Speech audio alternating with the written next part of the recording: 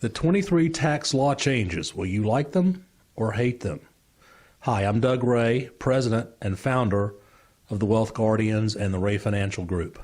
And I'm Brice Payne, and you've entered The Vault, the Wealth Guardians video series on all things pertaining to retirement planning.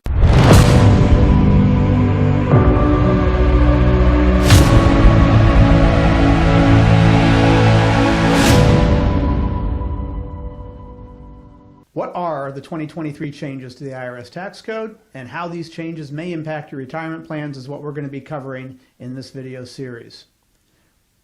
Well, Brice, you ready to get started with this? Yep. Let's just remind everybody to hit that subscribe and like button if you are so inclined. And let's go ahead and get set, Doug. You know, surprisingly, there were quite a few changes.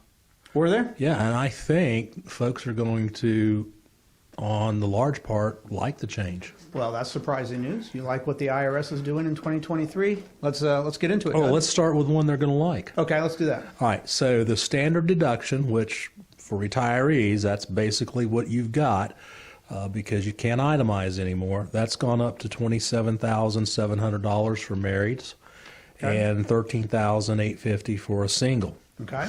So what does that mean?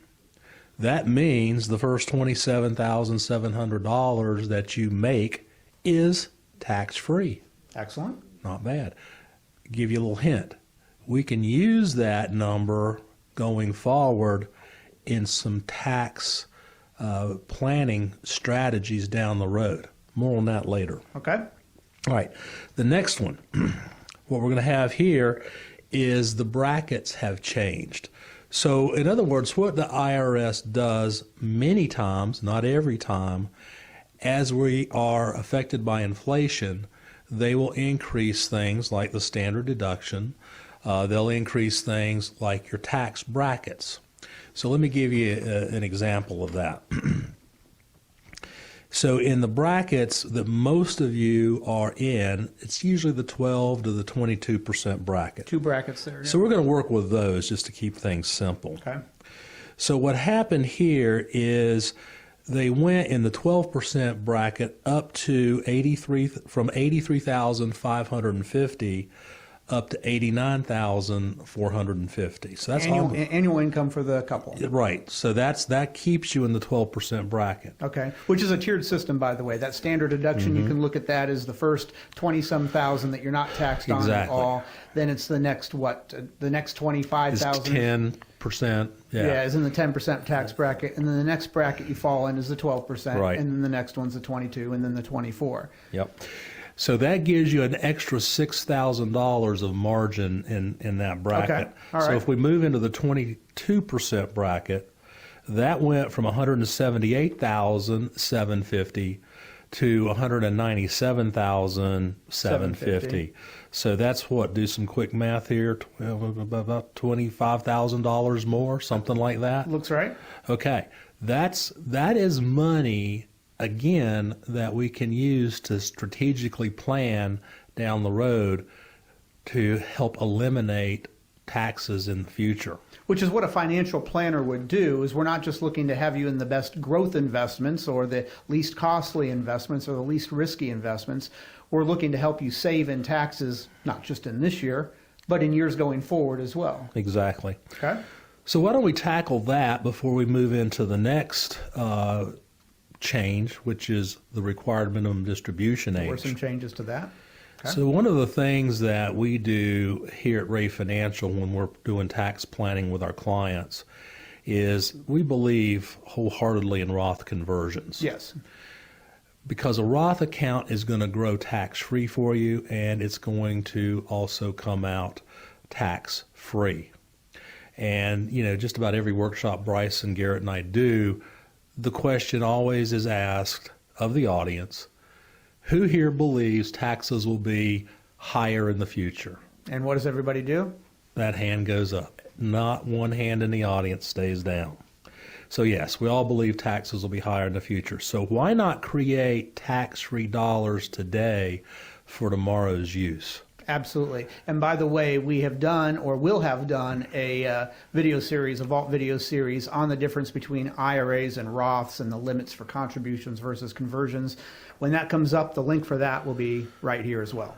So what we just talked about, the increase in the standard deduction and the widening of the brackets, that plays a big role in a Roth conversion. A Roth conversion is simply taking your IRA, your standard IRA, which is fully taxable when the money comes out, and converting it into a Roth IRA, which that is a taxable event. So a strategy that we like to use here is called a bracket bump strategy. So in other words, we look at your tax return, we figure out what bracket you're in. Let's say you're in the 12% bracket. So we want to take advantage of that entire 12% Filling bracket. it up as much as we can before tipping over into the 22% tax bracket. So we would recommend that we convert at 12% all of the bracket you have left. Remaining amount. And so since they increased it $6,000, that gives you another $6,000 you can convert at 12%. Generally the best years, I don't want to get ahead of ourselves, but generally the best years to do that would be right after you retire if you haven't turned on your Social Security right away, because that's your lowest income years. Exactly. Generally the best time to do that, but not a universal rule. And then if you want to use that 22% bracket, well, they gave you another $25,000 to convert. Right. And, just think about it, folks. You want to go ahead now and plant this seed so that you can harvest it in the future tax-free. It just makes so much sense. Very good. Okay. Let's tackle required minimum distributions. The RMD. So we get this question a lot. If you are not familiar with this, if you have IRA monies, the government at some point is going to require you to start taking distributions from your IRAs, even if you don't need those monies. Why? Because the government wants to collect their taxes on those IRAs. You've never paid taxes on those monies. They want to get their hands on those taxes. Before COVID, prior to 2020, that amount was, that age was 70 and a half.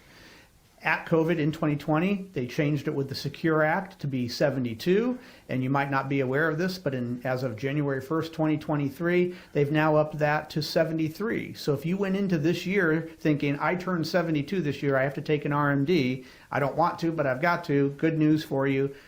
The government has allowed you to escape one more year of having to do that. They've now pushed it off to 73. And on top of that, they're going to do it again. They're going to do it again. When we get to 2030, they're going to have upped that to 75, I believe is the number. That's a few years out, so they might make some changes before that, but that's the scheduled change for that is in another, 7 years? Yeah, something like that. Another 7 years, they'll raise it 2 more years for you at that point. So that's the nature of RMDs. Don't you like keeping track of this stuff? Well, that's our job, isn't it? It is indeed. All right. Let's talk about the gift tax. Oh, of course. So they've increased that. That's a good thing. It used to be $16,000. Now it's $17,000. Okay. That means that you can give anybody out there $17,000 a year. You can give it to me and Brice if you want to, per person.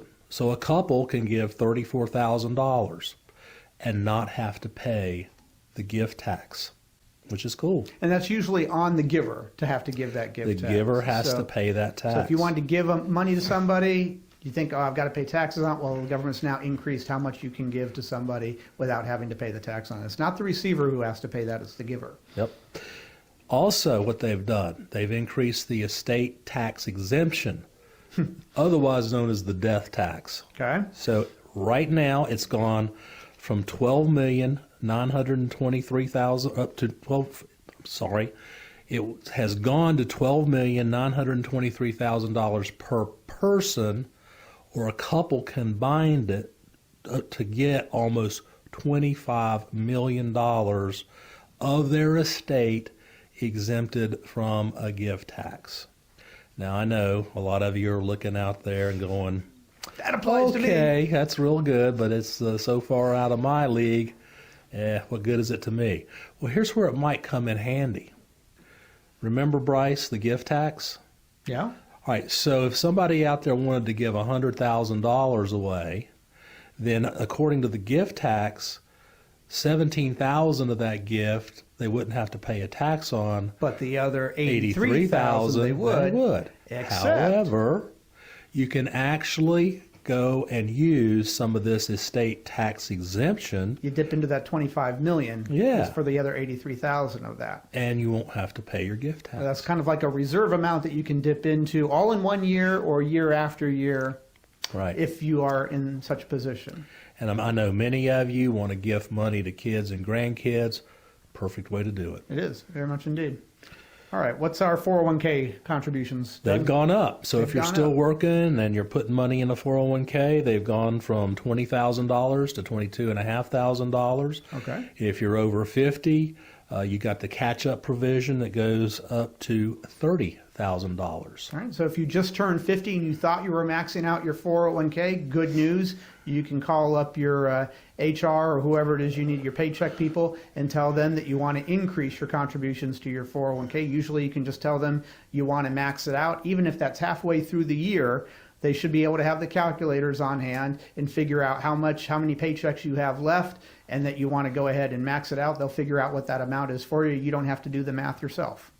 Well, Bryce, I think we brought them a lot of good news. I hate to leave them with a little bad news, but I think we got to do it. We got to. All right, let's do it. So this hasn't been written into law yet, but it's something that you need to pay attention to. The state of Washington has come out with this law that says that if their resident does not have long-term care insurance, that they will penalize them 5% on income every year until they get long-term care insurance.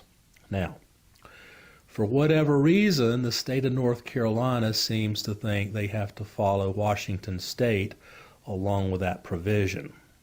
Again, this has not gone through the Senate and Congress in Raleigh. It's not in law. The governor hadn't signed it yet. It's something to pay attention to. But with the shape that Medicaid is in, I would not be surprised to see a lot of these states trying to claw back a way in order to compensate for the increase in long-term care and Medicaid expenses. So be on the lookout for that. All right. So there we go. I think that covers it. I think that covers it. That in a nutshell is your 2023 tax law changes. That's going to wrap it up for this episode of The Vault. Feel free to hit that like and subscribe button to catch all future episodes. And remember, the markets aren't going to wait for you. I'm Brice Payne. And I'm Doug Ray. And this is The Vault.